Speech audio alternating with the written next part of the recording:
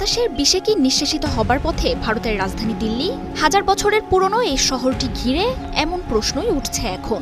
উৎপাদন, প্রযুক্তি, অর্থনীতিতে চারদিকে ভারতের যখন জয় জয়কার, তখন দূষণের কাছে হার মানতে হচ্ছে স্বয়ং এর রাজধানীকে। অবস্থা এমন যে ভারতের রাজধানী হিসেবে দিল্লিকে বাদ দিয়ে নতুন কোনো শহরে স্থানান্তরিত করার দাবিও জোরালো হচ্ছে। ধোঁয়ায় ঢাকা দিল্লির রাস্তায় এখন এক হাত দূরেও কোনো কিছু স্পষ্ট দেখা যায় না। সূর্যের তীব্র আলো বিষাক্ত এই ধোঁয়া কাটাতে পারছে না। ফলে দিনের বেলাতেও হেডলাইট জ্বেলে চলাচল করছে গাড়ি, বন্ধ রয়েছে শিক্ষা প্রতিষ্ঠান। নগর জুড়ে সব ধরনের নির্মাণ কাজও বন্ধ। রাস্তায় চলা গাড়ির সংখ্যা, অফিস আদালতের কর্মী, কর্মঘণ্টা নির্দিষ্ট করে দিয়েছে সরকার।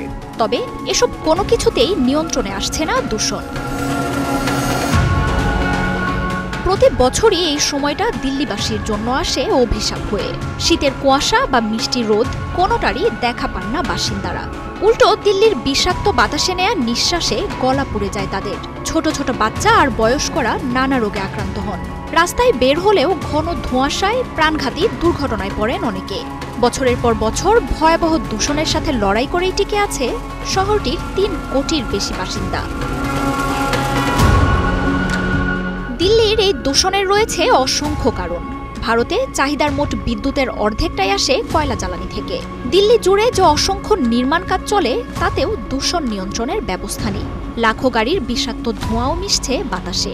এত সব দূষণের মধ্যেই অক্টোবর থেকে জানুয়ারি পর্যন্ত সময়ে দিল্লির পাশে ৩ রাজ্যে ফসল তোলার পর টনকে টন খড়কুটো পোড়ানোর কাজ করে কৃষকরা।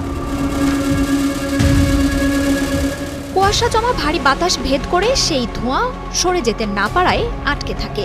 এছাড়াও এই মৌসুমে দীপাবলির উৎসবে কোটি কোটি বাজি পোড়ানোর মতো ঘটনাও দূষণে ঢেকে দেয় গোটা রাজ্যকে। এককভাবে শুধু কৃষকদের দায়ী করলেও মূল দূষণের জন্য গাড়ি এবং নির্মাণ কাজকেই দায়ী দিচ্ছেন গবেষকরা।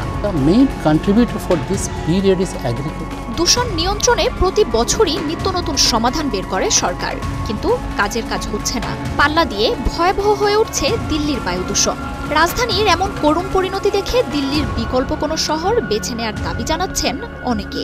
সবশেষ এক্ষেত্রে নাম লেখালেন কংগ্রেস নেতা শশী থারুর। দিল্লির দূষণ পরিস্থিতি তুলে ধরে তিনি প্রশ্ন রাখেন, এই শহরটার আদৌ কি দেশের রাজধানী থাকা উচিত? দেশটির রাজনীতিকরা বলছেন, বাতাসের মানি যদি রাজধানী নির্বাচনের কারিগর হয়, তাহলে সবচেয়ে পরিচ্ছন্ন শহর হিসেবে পরিচিত চেন্নাইকে রাজধানী করা উচিত। বাতাসের মানে সবচেয়ে ভালো অবস্থানে থাকা ইম্ফল, ইটানগর, শিলং, গ্যাংটক বা আগরতলার নামও উঠছে। তবে রাজ্য ও কেন্দ্র শাসনের জটিলতা এবং জটিল রাজনৈতিক কাঠামোতে রাজধানী নির্বাচনের এই বিতর্ক আজীবন চললেও শেষ হবে না।